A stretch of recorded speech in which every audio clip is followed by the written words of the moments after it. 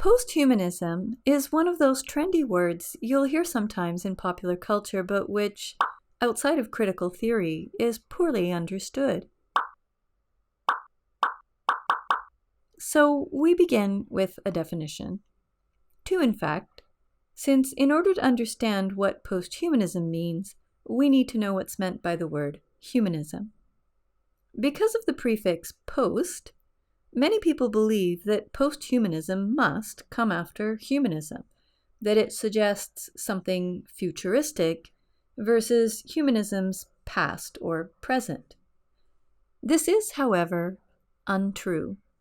Anne Catherine Hales argues that we have always already been posthuman. Why does she say this? Because the difference between what is meant by humanism and what is meant by posthumanism is really only a shift in emphasis, a difference of viewpoint.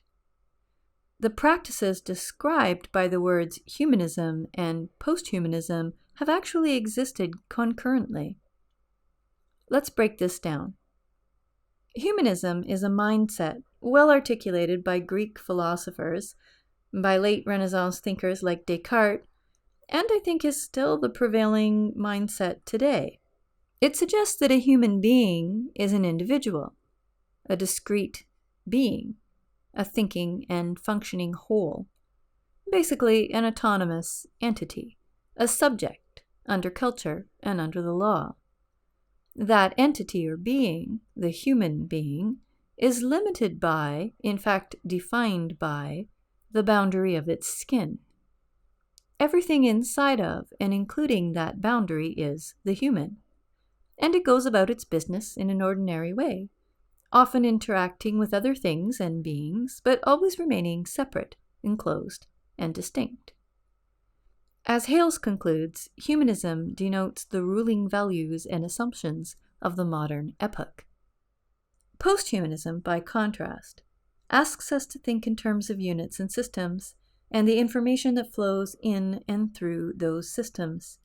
Instead of the boundary of the skin, it looks at information loops and networks and permeable interfaces. The classic example is that of a blind man with a cane at an intersection trying to cross the street. According to humanism, the blind man is a human being, a discrete, autonomous entity. The cane, the street, the traffic lights, and surrounding cars are largely irrelevant to this classification. According to posthumanism, the man and his cane are a thinking, functioning unit. The cane is a prosthesis, albeit a temporary one. It's part of him. Information flows through the cane to the man, and vice versa. But wait, why stop there? Aren't the traffic lights part of this system too? And the road, and the cars, all exchanging information? Especially if the man interprets the information badly and a car collides with him. In this model, then, the man's consciousness is not limited to his skin. It's extended, taking in the entire system of signals to which he has access. You can see why, in those heady days when computers first began to populate our homes and theories of posthumanism, along with the label, were first introduced, people like Donna Haraway saw a kind of transcendence in what was then called leaving the meat behind. Ah, the 80s. Bad hair, bad fashion, sometimes bad music, and the misunderstood promises of posthumanism.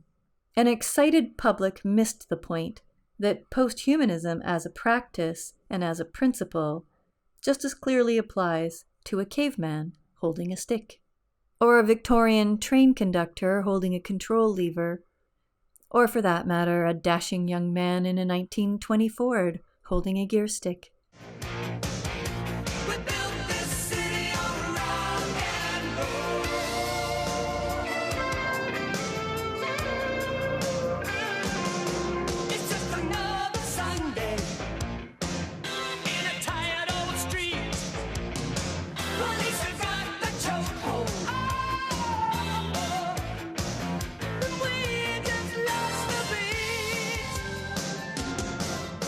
Who counts the money? We have always had technology, and information has always flowed across the interface between us and it. But after all, there was a kind of optimistic exuberance about the 80s. YouTube didn't exist yet. There were no mobile games, no paid Instagram sponsorships, and critical theorists were no exception to that optimism. The posthuman, they declared, would allow us to transcend the physical realities of our skin. Physical disabilities, racial barriers, and perhaps ironically, given the man in all my earlier examples, gender discrimination. All of these inequities would melt away like butter under the hot flush of a full integration with our machines. The images of the posthuman in popular films throughout the 80s, 90s, and beyond were of cyborgs, intelligent cars, and a panoply of prostheses in virtual worlds, but the old inequities held on.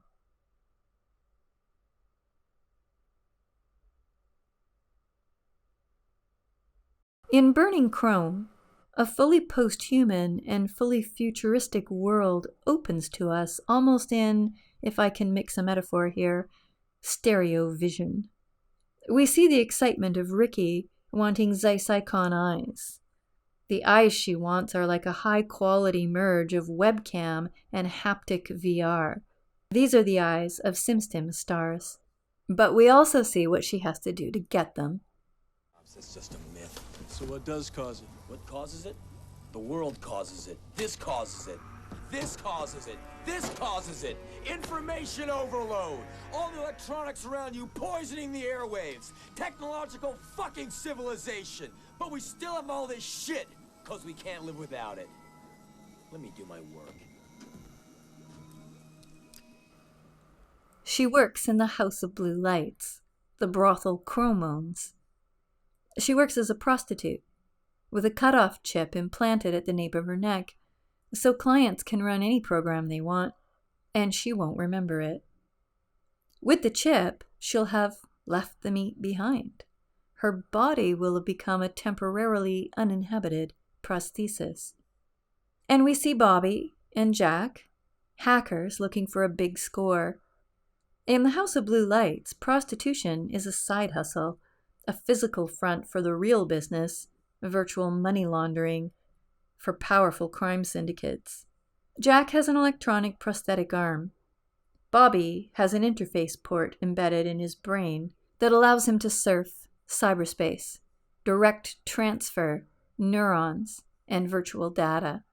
But Jack and Bobby are 2-bit hustlers. The Chrome score is too big, too hot for them to handle. And while all three of them, Jack, Bobby, and Ricky, are still alive when the story ends, we can't help but wonder, for how long? In our most futuristic visions of the posthuman, we are no longer human beings using technologies. In our most exaggerated integrations, we are both something more and something less. Nor can we help noticing that in Gibson's fictional worlds, powerful tech corporations have taken the place of governments and control their own militaries. The Russian program Jack stumbles on at the Finns is already an antique of sorts. All the better that it is, too. It's so old school, Chrome doesn't see it coming. CRS, Cyber Research Systems, present a preview of our upcoming product line. Say hello to the Soldier of Tomorrow, the T-1 Battlefield Robot, a fully autonomous ground defensive system. And in the air, the Hunter-Killer Aerial Weapons Platform. This isn't science fiction, it's reality, thanks to our top-secret innovation, Skynet, the revolutionary artificially intelligent battlefield management network. From intercontinental missiles to the individual soldier in the field, Skynet is able to control. Sorry I'm late, gentlemen. Just got started, Bob. Take a seat. It's okay. Proceed.